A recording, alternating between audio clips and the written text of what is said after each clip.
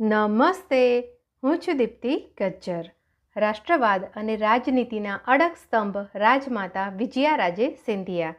પ્રસ્તાવના: રાજમાતા વિજયારાજે સિંધિયા ભારતીય રાજકારણનો એક એવો જાજરમાન અને અડગ ચહેરો છે જેમણે શાહી વૈભવ, રાજમહેલના સુખોનો ત્યાગ કરીને પોતાનું સમગ્ર જીવન દેશ, સમાજ અને રાષ્ટ્રવાદી વિચારધારા માટે સમર્પિત કરી દીધું હતું. તેઓ ગ્વાલિયર રાજધારાના મહારાણી હોવાને કારણે આખા દેશમાં આદરપૂર્વક રાજમાતા તરીકે ઓળખાતા હતા. જનસંઘ અને ભારતીય જનતા પક્ષ બીજેપીને પાયામાંથી ઊભો કરવામાં અને દેશમાં લોકશાહીના મૂલ્યોની રક્ષા કરવામાં તેમનું યોગદાન અજોડ છે. પ્રારંભિક જીવન અને લગ્ન: વિજયારાજે સિંધિયાનો જન્મ 12 ઓક્ટોબર 1919ના રોજ મધ્યપ્રદેશના સાગર જિલ્લામાં એક પ્રતિષ્ઠિત પરિવારમાં થયો હતો. તેમના બાળપણનું નામ લેખા દિવ્યેશ્વરી હતું. તેમનો ઉછેર સંસ્કારી અને રાષ્ટ્રવાદી વાતાવરણમાં થયો હતો. વર્ષ 1941માં તેમના લગ્ન ગ્વાલિયરના રિયાસતના મહારાજ જીવાજીરાજ સિંધિયા સાથે થયા. ત્યારબાદ તેઓ ગ્વાલિયરના મહારાણી બન્યા અને તેમનું નામ વિજયારાજે રાખવામાં આવ્યું. મહારાણી બન્યા પછી પણ તેઓ હંમેશા સામાન્ય લોકોની સુખ દુઃખની ચિંતા કરતા હતા અને પ્રજા કલ્યાણના કાર્યોમાં સક્રિય રહેતા હતા. તેમના પુત્રી વસુંધરા રાજે સિંધિયા પણ રાજસ્થાનના મુખ્યમંત્રી રહી ચૂક્યા છે.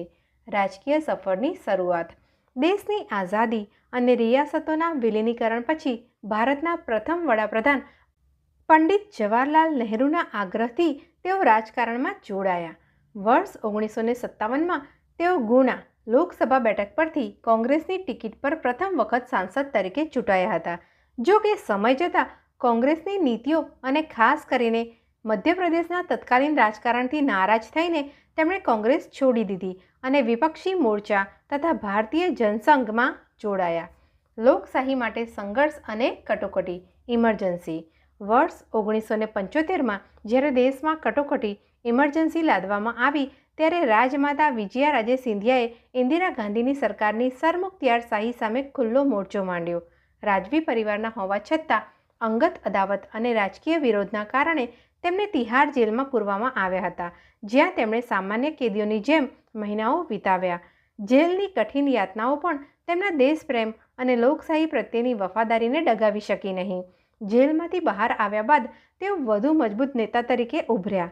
ભાજપની સ્થાપના અને રામ જન્મભૂમિ આંદોલન: વર્ષ 1980માં જ્યારે ભારતીય જનતા પક્ષ બીજેપીની સ્થાપના થઈ ત્યારે અટલ બિહારી વાજપેયીની અને લાલકૃષ્ણ અડવાણી સાથે રાજમાતા તેના અગ્રણી સંસ્થાપક સભ્યોમાંના એક હતા.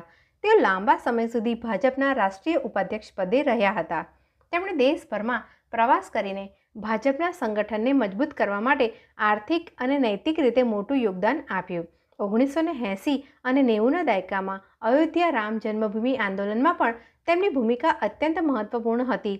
તેઓ આ આંદોલનના અગ્રણી મહિલા ચહેરા તરીકે ઉભર્યા હતા. ઉપસંહાર: 25 જાન્યુઆરી 2001ના રોજ આ મહાન રાજમાતાએ દુનિયાને અલવિદા કહી. રાજમાતા વિજયારાજે સિંધિયાનું જીવન એ વાતનું ઉત્કૃષ્ટ ઉદાહરણ છે કે સાચી સત્તા એ મહેલોમાં નથી પણ જનતાના દિલમાં છે. રાષ્ટ્રવાદ પ્રત્યેની તેમની નિષ્ઠા, ત્યાગ અને સિદ્ધાંતો સાથે ક્યારેય સમાધાન ન કરવાની તેમની નીતિના કારણે તેઓ આજે પણ ભારતીય રાજનીતિના ઇતિહાસમાં એક ગૌરવપૂર્ણ સ્થાન ધરાવે છે. અસ્તુ. મને પ્રેમપૂર્વક સાંભળવા બદલ આપ સૌનો ખૂબ ખૂબ આભાર.